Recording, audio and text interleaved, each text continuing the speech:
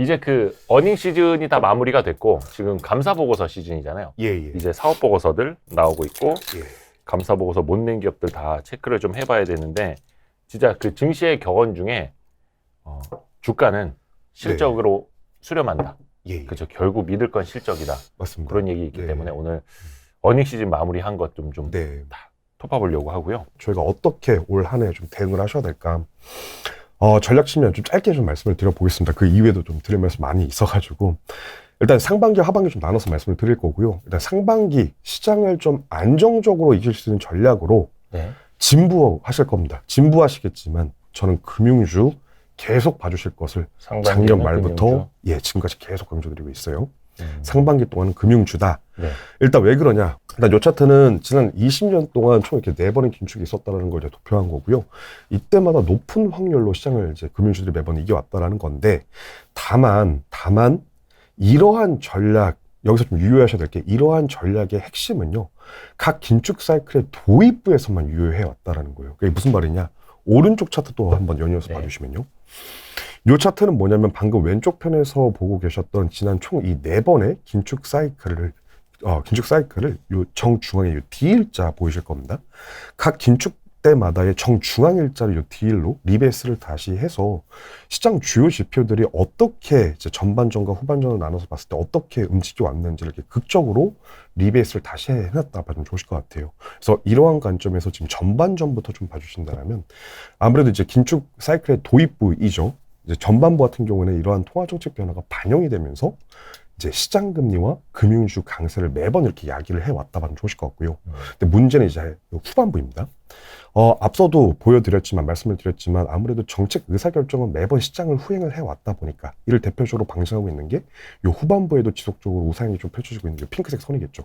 후반부에도 정책 금리는 지속적으로 올라는 가고 있으나 이렇게 긴축의 막바지로 갈수록 경기를 견인해 나가는 주체가 이제 시장에서 소멸이 돼 왔다 보니까 시장 금리와 금융주들은 조기에 또 역시 피크아웃을 해왔던 경향이 매번 목격이 돼 왔다라는 거예요. 그래서 어찌됐든 지금 현재로서는 글로벌 증시가 지금 이제 통화정책 선의 속에서 긴축으로 가는 초입부에 저희가 지금 현재 위치하고 있다 보니까 상반기 동안에만큼은 이제 시장을 좀 안정적으로 이기실 수 있는 전략으로. 지금은 어디쯤 와 있는 시점이라고 보면 돼요? 거기서.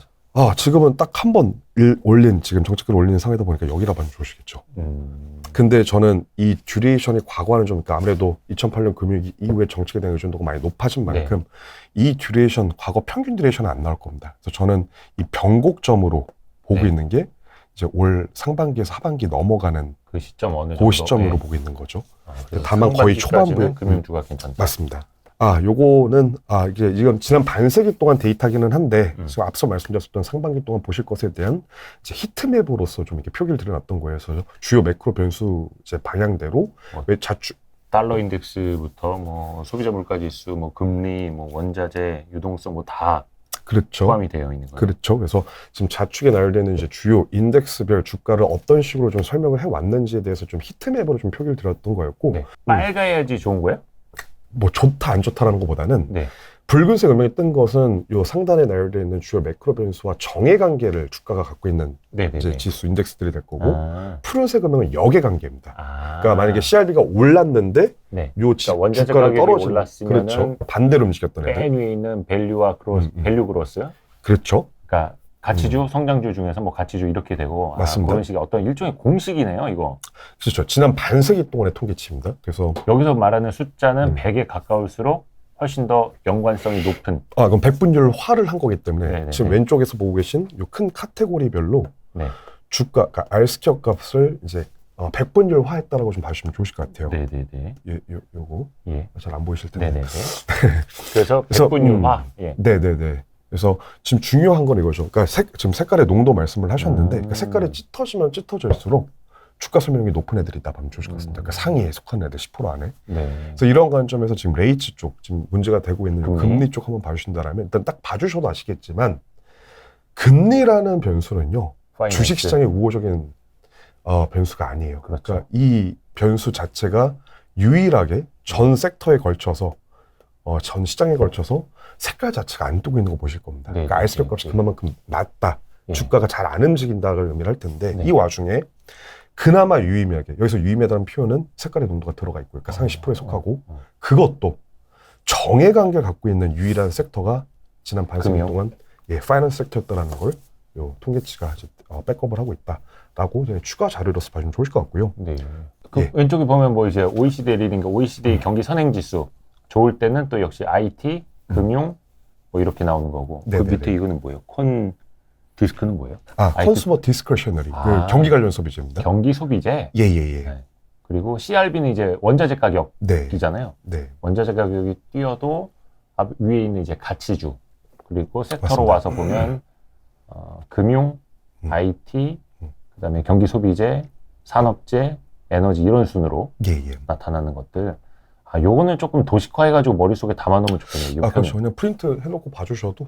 그 다음에, 빨리 이제 하반기 전략. 사실 하반기가 제일 중요해요. 네네. 이미 3반기는 물 건너간 거고요. 지금 하반기가 사실 올해 이제 글로벌 증시의 이제 핵심이다. 보셔도 과언이 아닐 것 같은데. 그래서 저는 이제 하반기, 실제로 저는 이제 이렇게 시나리오별로, 모 아니면 도, 시나리오별로 갈릴 가능성이 높다라고 보고 있고, 이에 대한 트리거링 포인트 역할을 할 것은 저는 이제 그거죠. 그러니까 하반기 들어가 봤을 때 실제 코로나 종식 여부, 뭐 이게 실제 엔데믹이 됐든, 뭐 위드 코로나가 됐든, 다시 한번 이번 위기의 근본으로 돌아오셔야 된다는 거였었습니다. 그래서 이거죠. 만약에 이제 상반기 동안에 이게 지금 진행이 되고 있는 이 조기 긴축이 정당화가 되고 이제 페드 입장에서도 이제 향후에 추가적인 하반기에도 추가적인 긴축 행보를 이어가기 위해서는 하반기 들어가 봤을 때 이게 엔데믹 또는 이제 위드 코로나 이런 상황이 돼야 될 거라는 거고 이러한 상황이 결국 또 의미하는 바는 오른쪽 차트에서 보시면 아시겠지만요.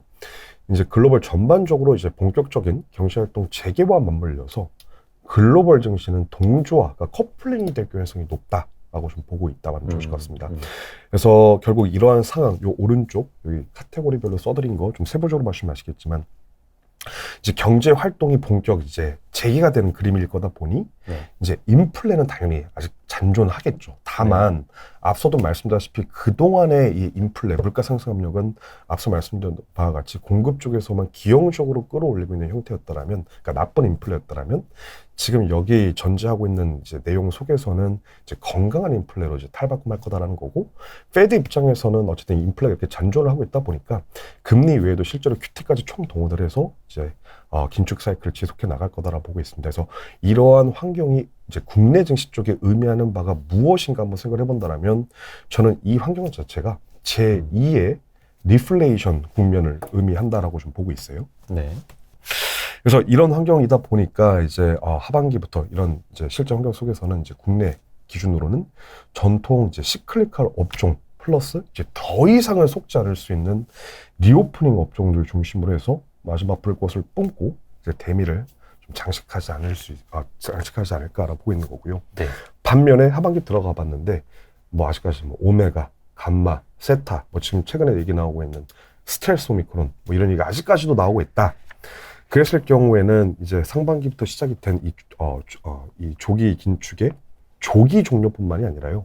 이제 소비와 경제활동 모두 다 활력을 잃어버리면서 이게 그동안 이제 인플레 또는 스태그플레이션에 대한 우려였던 것이 앞으로는 이런 환경 속에서는 디플레에 대한 우려로 부하게 될 가능성이 높다라고 보고 있습니다. 그래서 당연히 디플레 환경 속에서는 증시 플레이는 재미가 없겠죠. 증시는 못 갈 겁니다. 다만 아시다시피 증시가 못 갈지언정 가는 종목들은 나타나기 마련이에요. 그래서 저는 개별 종목장에서 장기와 이 전제 하에서는 보고 있고 다만 올 하반기 같은 경우 저는 종목 중에서도 테마주에 집중하셔야 된다 보고 있거든요. 그래서 저는 개인적으로 이 방산 쪽 좀 집중해서 봐주셔라라고 제일 좋게 보고 있습니다. 그래서 세 가지 이유 짧게 말씀드려볼게요. 일단 첫 번째 테크니컬한 건데 일단 저는 퀀트이고요. 패턴을 분석해 보니까 테마주들이 뿜을 때는요. 일전에 이미 돌았던 테마들은 편입이 안 됐었어요. 그러니까 이게 의미하는 바 이번에 대입해본다라면은 이번 코로나 위기 때 이미 돌았던 테마라고 했을 때 4차 산업혁명주들이 다 돌았죠 한 번씩. 뭐 NFT, 인터넷 게임, 뭐 건강관리, 뭐 이런 2차 전지 다 돌긴 했습니다. 그래서 얘네들보다는 아직 이런 퍼포먼스 측면에서 부각이 덜 된 이 방산업종 테크니컬하게 개연성 높다라고 보고 있는 상황이고, 두 번째, 펀더먼털리 말씀을 드려보면은 작년이 이 산업의 변곡점이었습니다. 역사상 처음으로 무역수지가 흑자로 정해졌었던 이제 산업이었다는 거였고, 마지막 이제 세 번째가 제일 핵심이 될 것 같은데, 지정학적 특성상 국내, 저희 한국, 남북으로 좀 갈려 있죠. 그래서 저는 이 산업에 중장기적인 이제 연구개발 투자 들어갈 거다라고 보고 있어요. 그래서 네. 국내 경기 내에서도 이제 새로운 먹거리 산업으로서 좀 수출의 활로를 열어줄 수 있는. 그래서 이 산업은 사실 하반기에 실제로 뭐 테마주로 탄생할지언정 단순히 또 테마로 끝나는 게 아니라 국내 증시 측면에서도 중장기적인 관점에서 이 가치주로서의 역할을 좀 돈독해 줄 수 있지 않을까라고 개인적으로 계속 좀 그동안 좋게 봤던 업종이긴 합니다. 자, 이제 요 자료 4분기까지 2021년 실적을 네. 종합해서 나타난 포인트들 한번 짚어볼게요. 일단 이거는 올해 이렇게 컨센서스 기준으로 해서 섹터별 시장 내 이익 분포 순으로 예. 이렇게 나열을 드려놨던 거였어요. 그래서 조금 더 보시기 편하게끔 YY 그로스 기준으로는 일단 올해 흑전을 할 예상이 되고 있는 호텔 레저 쪽이라든지 조선 이걸 제외해놓고 봐주신다라면은 그동안 흑자를 내고 있던 중에 가장 그로스가 강한 섹터가 미디어 엔터 쪽, 뭐 IT 가전, 소매 유통, 소프트웨어 뭐 이런 순위라 봐주면 좋으실 것 같은데요. 근데 이거는 말 그대로 단순히 YY 그로스 계산한 것 뿐이죠. 더 네. 중요한 건 요거예요. 그러니까 사실 과거 경험상 시장 내에서 주도주가 출현하기 위해서는요, 이렇게 제한적인 한정이 되어 있는 시장 전체 이익 비중 중에서도 누가 그 기여도를 키워가느냐에 따라서 얼마나 차지하느냐. 그렇죠. 예. 그러니까 전년 대비 지금 올해에 예상되고 있는 섹터별 시장 내 이익 기여도 델타값 변화 폭이다라고 네. 봐주시면 좋으실 것 같습니다. 그래서 이게 더 핵심인데 지금 여기 빨간 박스 안에 드린 이 섹터들이요, 이제 핵심이 되긴 할 거예요. 올해 실적만 놓고 봤을 때는. 네. 그러니까 말인즉슨 일단 시장 요 평균 그로스죠. 올해 예상되고 있는 6% 역성장 대비 YY 그로스가 높을 뿐만이 아니라 네. 지금 시장 내 또 이 기여도 증감 폭도 이제 크게 가져갈 수 있는 애들을 요 빨간 박스 처리해놨다면 좋을 것 같아서. 그러니까 우측으로 갈수록 좀 실적을 더 해준다 이거죠. 그렇죠. 그로스뿐만이 아니라 깎아먹는 게 아니라 더 해준다. 그렇죠. 시장 내에서도 기여도가 커지는. 반도체, 조선, 은행, 자동차 순이고. 그렇죠. 이랬을 때 반도체가 이제 올해 제일 크기는 한데 예. 중요한 건 이게 더 중요한 결론 부분이 될 것 같습니다. 이거는 내년도 실적까지 본 거예요. 예. 그 이유가 뭐냐면 퀀트다 보니까 과거 패턴을 이제 분석을 해봤을 경우 추세적으로 증시가 이제 방향을 잡고 추세적으로 움직이는 그 환경은요. 일단 2개년도 연속으로 이제 연간 그로스가 플러스 성과가 나왔던 국면, 예를 들면 요럴 때나 요럴 때죠. 그러니까 2개년도 연속일 뿐만이 아니라 네. 이제 해당 연도에 이제 분기들마저 실적이 그 연이어서 우상향을 했었을 때, 그러니까 항상 플러스 성장으로 전환이 됐었을 때 증시 측면에서도 네. 탄력적으로 지속적으로 움직일 수 있다는 컨셉이었거든요. 그래서 2개 분기를 지금 두 개 연도를 지금 보고 있는 거였죠. 그래서 지금 보시다시피 지금 요게 결론이라고 말씀을 드렸었는데 네. 23번 차트고요. 다시 한번, 그러니까 내년도 이제 실적이죠. 시장 컨센서스는 이제 16% 정도, 시장 전반적으로 이제 이익이 그로스가 나올 거다라고 예상이 되고 있는 가운데 23년도 실적 말씀드리는 겁니다.